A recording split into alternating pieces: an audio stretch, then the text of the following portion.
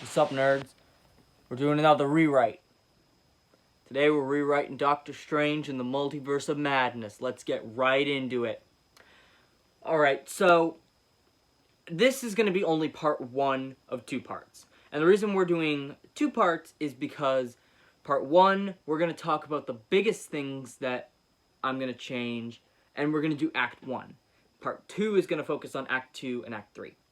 The reason I'm doing this now is because I am still currently neatening up Acts 2 and 3 and finishing them up, making them nice and good, while Act 1 is already done. And ultimately, it makes for a shorter video, makes it easier to edit, and also I'm lazy. But anyway, so this video is going to focus on the big things that are going to change, and we're going to go right through Act 1, and we're going to talk about different changes. So Doctor Strange in the Multiverse of Madness was one of the most hyped up films for Marvel Phase 4. One of the most hyped Marvel movies ever. And ultimately, it didn't really deliver all that much. It had very solid moments. It had some very Sam Raimi moments. But ultimately, the writing in this movie was absolutely terrible. The visuals and the performances, and there were certain writing moments that were great, but the overall storyline just sucked. They were trying to tell a really large-scale story, but they were really grounding it and trying to quicken it up. And they rushed many things that it shouldn't have been rushed. So, let's talk about, in this rewrite, so say I am taking the place of the writers of Doctor Strange in the Multiverse of Madness, and I have the task of writing the script, writing the story, everything. How would I do it?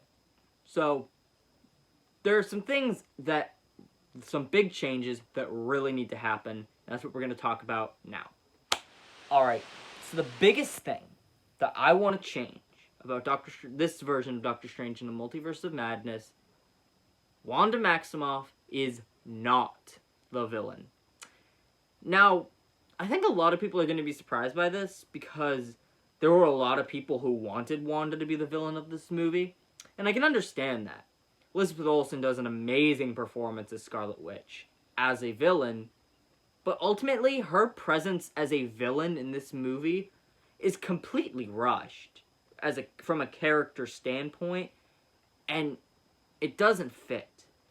We left her off in WandaVision with her seeking out how to relearn her powers, overcoming her grief and trauma, and becoming a better person.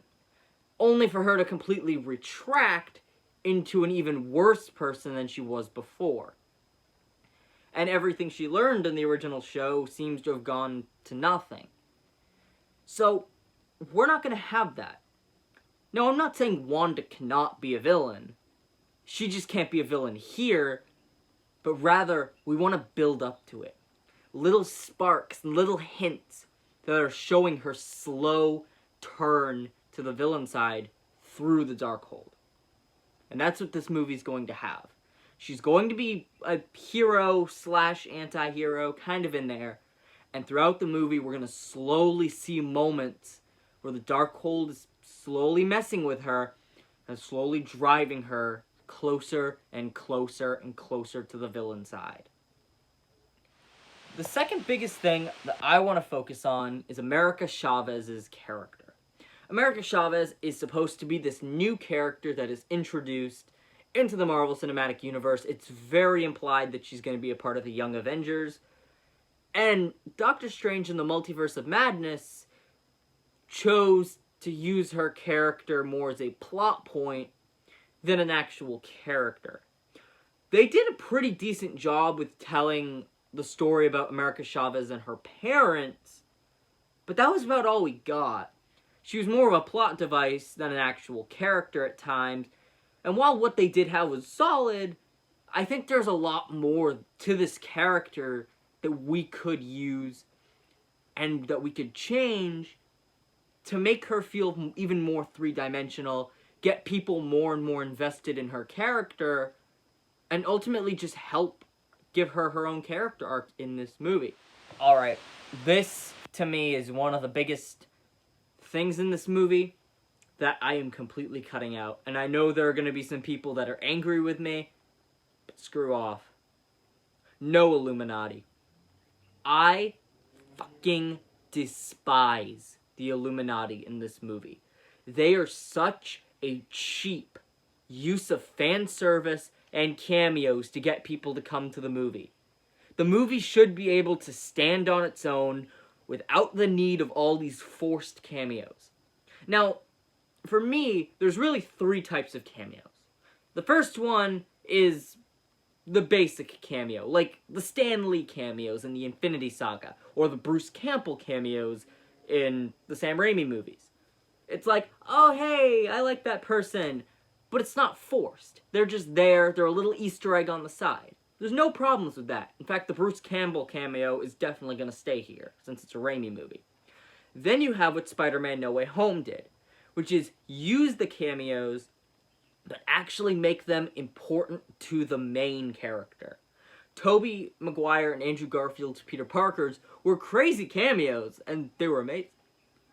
But what made them work so much more was how much of a positive effect on the character arc of Tom Holland's Peter Parker they had, which is why that movie is amazing. Then there's the third version of cameos, which Multiverse of Madness does. Just do a bunch of fan service with no presence to the story, completely slow the pacing down, and completely drag out scenes that don't need to happen, which ultimately wastes time and story potential. So no Illuminati. Sure, a Bruce Campbell cameo in this movie. That's fine, and we're gonna keep that. But this movie shouldn't need cameos to be good. And that's what I'm gonna try with this movie. No cameos. No forced cameos, at least. So no Illuminati, no forced cameos. This is a Doctor Strange and Scarlet Witch story, and we're going to keep it as such. With all that out of the way, I present to you Doctor Strange and the Multiverse of Madness, rewritten. Let's begin, shall we? We open very similar to the original movie, with Defender Strange and America Chavez running from the ribbon-like demon. Then it turns out to be a dream, Defender Strange dies, and then the wedding, and then the Gargantos fight. Pretty much all of this can stay the same until we reintroduce ourselves with Wanda. One scene that I did want to add during this part is the scene from the trailers where Wong tells Steven that he can't control everything. It didn't make it into the final film, but I think this scene should be used to address Stephen Strange's character arc throughout the film. The first Doctor Strange's film arc is entirely about Stephen learning to negate his narcissism, that there's more worth to life than serving others than just serving himself. The original Multiverse of Madness, Strange's character arc is finding that he can't always hold the knife, that he can't always control everything. While the original film did an okay job at this arc, I think it could have been handled a little bit better, which is why we're going to focus on it a little more. So in this scene, Strange is initially going to want to send America Chavez back to her home universe as soon as possible to protect his reality, and finds himself very frustrated when he finds out she can't control her powers. That's where the Book of Vishanti comes in. Chavez says that she and the other Doctor Strange were looking to find the book to try and defeat the monsters, but Wong suggests that they could use the book to try and figure out how to use America's powers to get her home safe. Now, as to how to bring Wanda into the story, it's really simple, actually. Strange and Wong just discuss the need of more help in defeating the monsters, and Strange knows where to find it. Alright, now we get to Wanda. And similar to the original film, we will begin with her in a dream, or a looking at the brunette version with her kids. I'm also going to let this Wanda have Vision in her universe, because it doesn't make a whole lot of sense why he isn't there. And hey, if you want, we can even have a real quick cameo of Aaron Taylor Johnson as Pietro. But that one's a bit of a stretch. That's up to the imagination. However, this dream, while happy at the start, is going to get dark real soon. There will be a knock on the door, as Vision goes to get it. before suddenly there's a blast that sends Wanda and her kids flying back, and we hear Vision screaming in agony.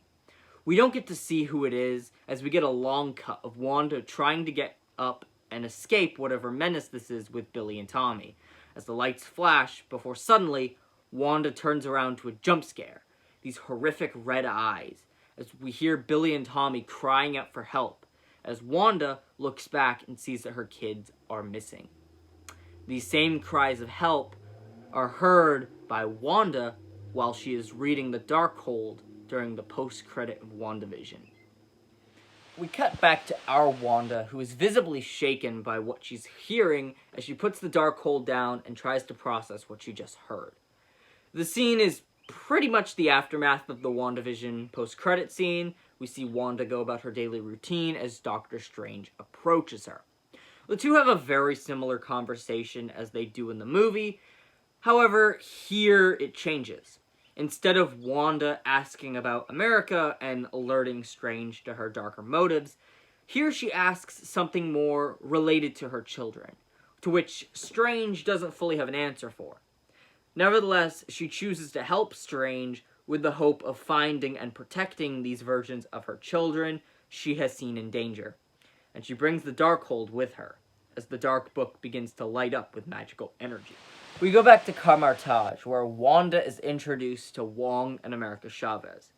I think it would be interesting to see the different reactions to the Scarlet Witch of the sorcerers of Camartage.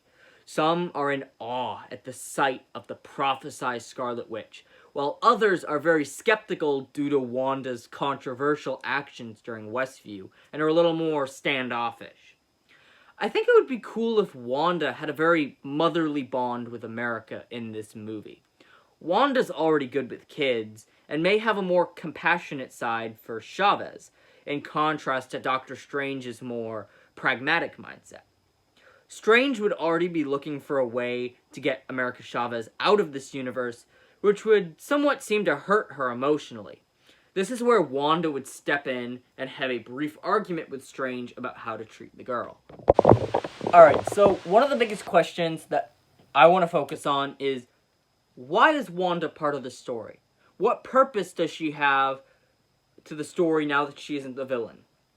Well, I think what Wanda brings is some clarity on reconnecting Strange with his emotions.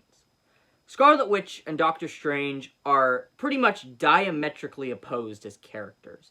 Strange is very pragmatic and analytical based in his motives, whereas Wanda is pretty much entirely motivated by her emotions. I think having Wanda be this sort of foil for Strange's flaws and forcing him to get into a healthier mindset would be a very interesting reason for her character's inclusion in the story. Although I bet half the internet would lose their minds over this and call it woke because a woman's teaching a man how to be better. But that really hardly matters. Anyway, moving back to the story. So following Wanda and Steven's arguments, we would hear rumbles as everyone goes outside to see a giant tentacle monster charging towards Camartage. Now, this is meant to be Shuma Gorath, but since they can't use his name in the film, well, we're just not going to use it. People can just imply it. Anyways, we get a cool little fight at Camartage where Shuma, or the copyright unnamed creature, plows through most of Camartage and faces both Doctor Strange and Scarlet Witch, with Wong and America Chavez staying behind. I think it would be cool to see Wanda using some of her reality warping chaos magic during this fight. That's just a personal note. It doesn't need to happen, but I think it would be pretty cool since it was set up so highly in WandaVision. This is when Camartage pretty much falls, and the demon is only held back before Chavez freaks out and opens a star portal which sends her, Wanda, Strange, and Wong flying through the various universes as we see in the film, still being chased by Shuma Gorath. They then arrive on Earth 838, where Shuma follows them, before he is quickly killed by some kind of magic attack. This turns out to be this universe's version of Stephen Strange. The 838 Stephen invites everyone to take shelter in his base's headquarters, and he and Wong go off to try and discuss what the hell is happening. And that's where we're going to end Act 1. So stay tuned, guys, for Act 2 and Act 3. I hope you liked what I already gave you, and see you guys next time. Peace.